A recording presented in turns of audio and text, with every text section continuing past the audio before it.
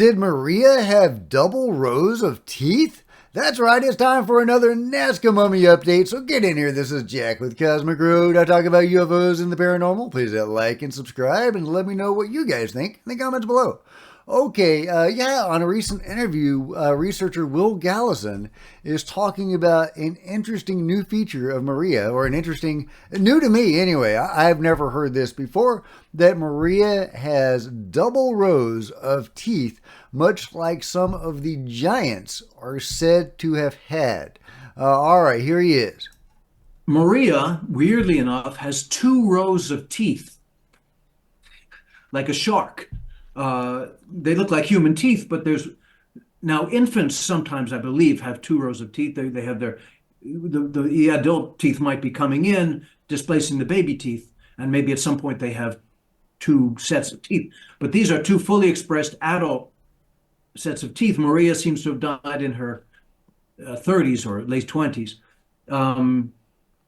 So that's totally anomalous as well. There's something very strange. The bones are much more substantial than ours. Now I'm going to get into the DNA for a second. Okay, if you've forgotten who Maria is, of course, that Maria is the human-sized Nazca mummy, one of the human-sized Nazca mummies. And, but did she have double rows of teeth? That is just fascinating. So, yeah, I went over to the website, the alienproject.com website, where they have x-rays, and I looked at her x-rays, and, I'm not seeing it. I'm not seeing these double rows of teeth. There's some stuff I can barely make out there. I know there are more x-rays somewhere. I've seen them, but I couldn't find them offhand. So if you find those, let me know so we can fact check Will Gallison and see if she really does have two rows of teeth. Because if she does, and they weren't simply incoming teeth somehow, even though she's apparently in her 30s or late 20s, or was, that's really intriguing because of the possible connection to the giants, right? The only way I can figure giants, because they do seem to have existed, I can't imagine that they evolved naturally. So I'm thinking they were some sort of hybrid or something like that. And Maria seems to have been a hybrid. So, yeah, really intriguing, right? And giants are said to have had, 6 fingers, and Maria had 3. So, I mean, it's multiples of 3. There's a connection. There's a connection, guys. So, okay, another interesting thing here is I couldn't remember the name of the website, the Alien Project, so I went over to Google, and I looked at Nazca Mummy website. It didn't pop up. It did not pop up on Google. Look at that. It's not there. It's not there, guys. I had to go to DuckDuckGo, and of course it's the first thing basically that pops up on DuckDuckGo. So yeah, one more piece of evidence that Google is severely compromised. And of course, the Ministry of Culture of Peru is also compromised, and in this article from embassy.gov, we get a possible explanation of how all of that may have happened. Yeah, the United States grants an additional $92 million to Peru for cooperation projects. And this is August 2023, when things were heating up with the Nazca mummies, I guess. So, or starting to, really. The United States grants an additional $92.5 million to Peru for cooperation projects. Yeah, I think I know what kind of cooperation that involved. Of course, it's, all for mundane reasons, supposedly.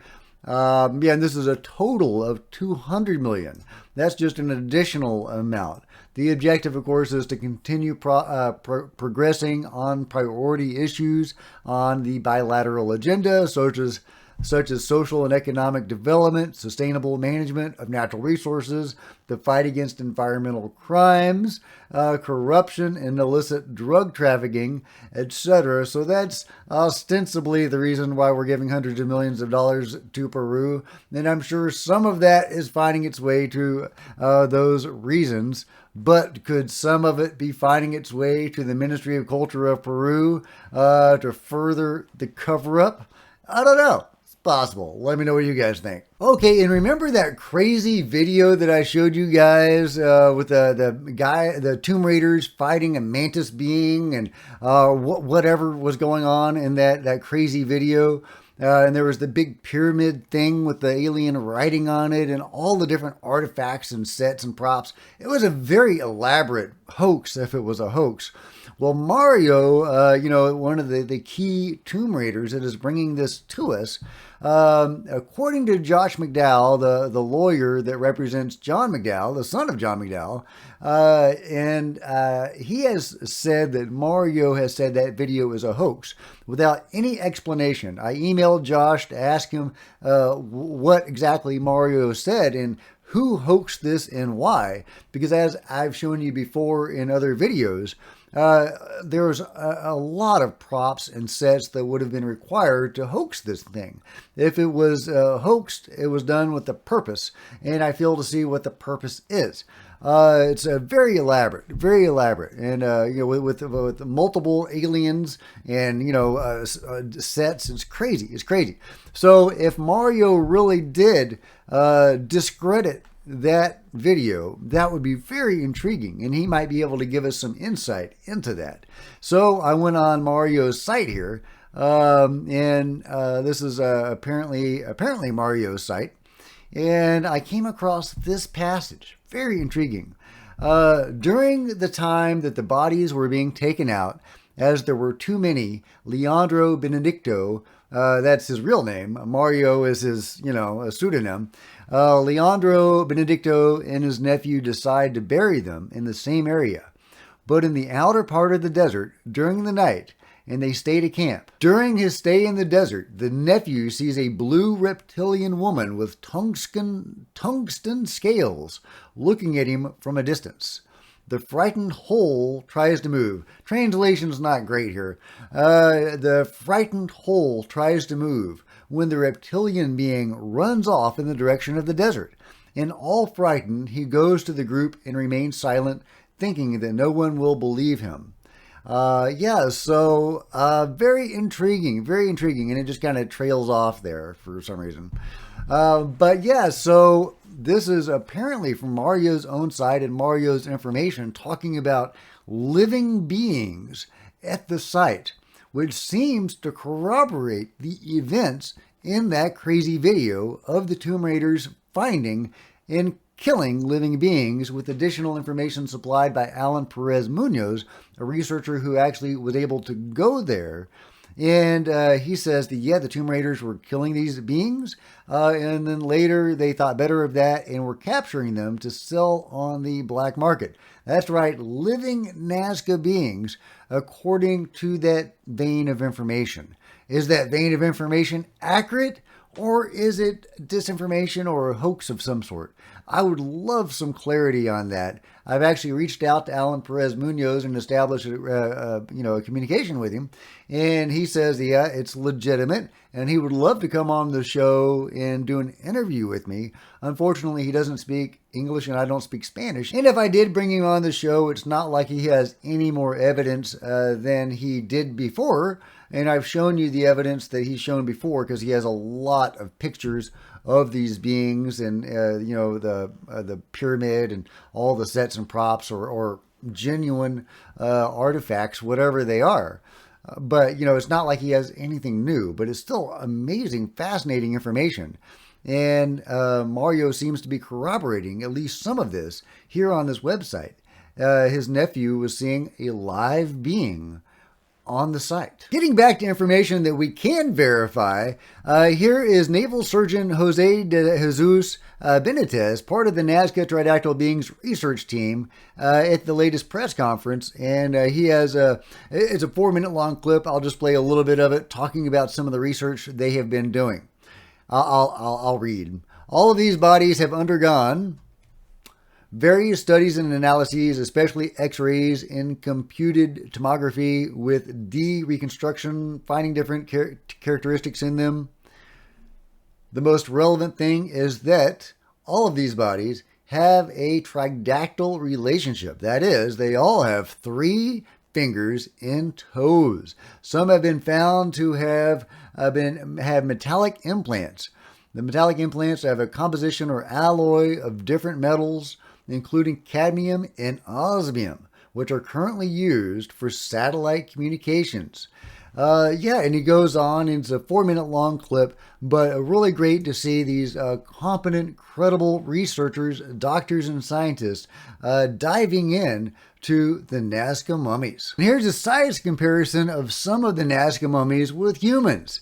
And there's the classic little guys, and there's Maria, and that's another moderately sized one.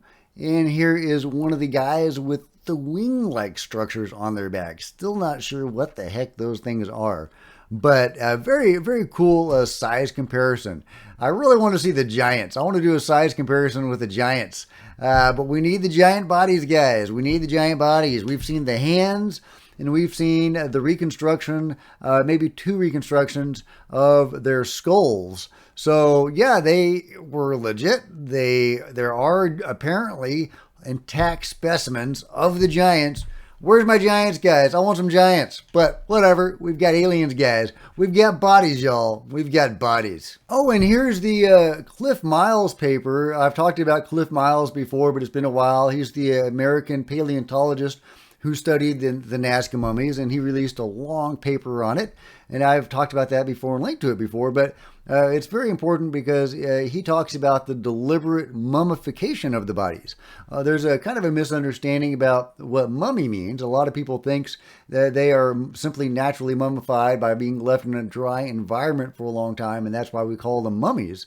But actually, there are indications that they were deliberately mummified. They are indeed mummies, and they have gone through a mummification process, says Miles.